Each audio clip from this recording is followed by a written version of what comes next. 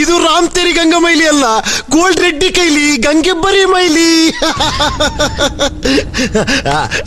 ಕ್ಷಮಿಸಿ ಜಡ್ಜಮ್ಮ, ಅಲ್ಲ ನಿನಗೆ ಮಂಡೆ ಉಂಟಾ? ತುಂಡು ಬಟ್ಟೆ ಕೊಟ್ಟು ಅವನು ಯಾಮಾರಿಸಿ ಹೋಗಿದ್ದಾನಲ್ಲ, ಓ ತೆಲುಗು ಪಿಲ್ಲ. ಅವನು ಹಾಕಿದ ಬಿಸ್ಕೆಟ್ಗೆ ನೀನು ನಾಯಿ ಮರಿತ್ರ ಹಿಂದೆ ಹೋಗಿದ್ಯಲ್ಲಮ್ಮ. ನಿನ್ನಂತ ಪಾಪದ ಹುಡುಗಿನ ಯಾಮಾರಿಸ್ಲಿಕ್ಕೆ ಅವನಿಗೆ ಮನಸ್ಸಾದ್ರೂ ಹೇಗೆ ಬಂತು? ಅಲ್ಲ ನೋಡಿ, ಎಷ್ಟು ಚಂದ ಲಕ್ಷಣವಾಗಿ ಒಳ್ಳೆ ಗೌರಮ್ಮ ಇದ್ದಾಗಿದ್ದಾಳೆ. ಪಕ್ಕದಲ್ಲಿ ಒಬ್ಬ ನಿಶ್ಚಿತಾರ್ಥ ಆಗಿರೋ ಹುಡುಗನ ಇಟ್ಟುಕೊಂಡು ಮತ್ತೊಬ್ಬ ಹೀರೋ ಬೇಕು ಇವಳಿಗೆ, ತಪ್ಪಲ್ಲವೋ? ಮರ್ಯಾದೆ ದಂತಿನ ಭಾಷೆ ಅಜ್ಜಿ.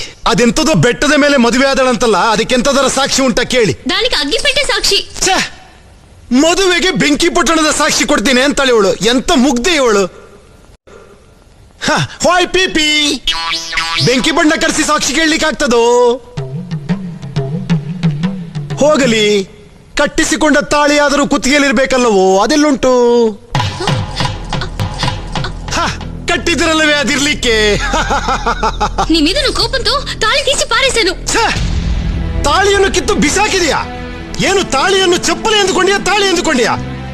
ತಾಳಿಯ ಮಹತ್ವ ಗೊತ್ತುಂಟ ನಿನಗೆ? ಮೊದಲೇ ಸಿನಿಮಾ ಹುಚ್ಚಲ್ಲವೋ? ತಾಳಿಯ ಮಹತ್ವ ಗೊತ್ತಾಗಬೇಕು ಅಂದ್ರೆ ನಮ್ಮ ಸಾಯಿ ಪ್ರಕಾಶನ ಒಂದೆರಡು ಚಿತ್ರ ನೋಡು, ಅವಾಗ ತಾಳಿಯ ಮಹತ್ವ ಎಂತದ್ದು ಗೊತ್ತಾಗುತ್ತೆ ನಿನಗೆ. ಕ್ಷಮಿಸಿ ಜಡ್ಜಮ್ಮ, ನನಗೆ ತಾಳಿಯ ಬಗ್ಗೆ ಮಹಾನ್ ಗೌರವ ಉಂಟು ಜಡ್ಜಮ್ಮ, ಅದಕ್ಕೆ ಒಂದೆರಡು ಮಾತು ಜಾಸ್ತಿ ಆಡಿದೆ. ಹುಡುಗಿಗೆ ಸಿನಿಮಾ ಹುಚ್ಚು, ಸಿನಿಮಾದಲ್ಲಿ ಆಕ್ಟ್ ಮಾಡಬೇಕು ಅಂತ ಮನೆಯಲ್ಲಿರೋ ದುಡ್ಡಲ್ಲಿ ಎತ್ತುಕೊಂಡು ಹೋಗಿ ಅವನಿಗೋ ಕೊಟ್ಟಿದ್ದಾಳೆ. ತಾನು ನೋಡಿದ 4-5 ಸಿನಿಮಾದಲ್ಲಿರೋ ಹುಲಿ, ಸಿಂಹ, ನಾಯಿ, ನರಿ ಅಂತ ಮನೆಯಲ್ಲಿ ಒಂದು ಕತೆ ಕಟ್ಟಿದ್ದಾಳೆ. ಇವೆಲ್ಲವೂ ಶುದ್ಧ ಕಟ್ಟುಕತೆ, ಯಾವುದನ್ನು ನಂಬು ಹಾಗೆ ಇಲ್ಲ, ಆಯ್ತಾ? ಹೌದೌದೌದು, ನಾವು ಹೇಳೋದೆಲ್ಲ ಪಚ್ಚಿ ಸುಳ್ಳು, ನೀನು ಹೇಳುವುದು ಅಪ್ಪಚ್ಚಿ ಸುಳ್ಳು, ಆಯ್ತಾ? ಜಡ್ಜಮ್ಮ, ಇವಳು ಹೇಳಿದ ಕತೆಗೂ ನನಗೂ ಯಾವುದೇ ಸಂಬಂಧವೂ ಇಲ್ಲ. ಇವಳು ಹೇಳಿದ ಹಾಗೆ ನಾನು ಹುಲಿಯೂ ಅಲ್ಲ, ಸಿಂಹವೂ ಅಲ್ಲ, 2 ಕಾಲು 2 ಕೈ ಇರುವ ಒಬ್ಬ ಮಾಮೂಲಿ ಮನುಷ್ಯ. ತಾವೇ ನೋಡ್ತಿದ್ದೀರಲ್ಲ, ನಾನವನಲ್ಲ.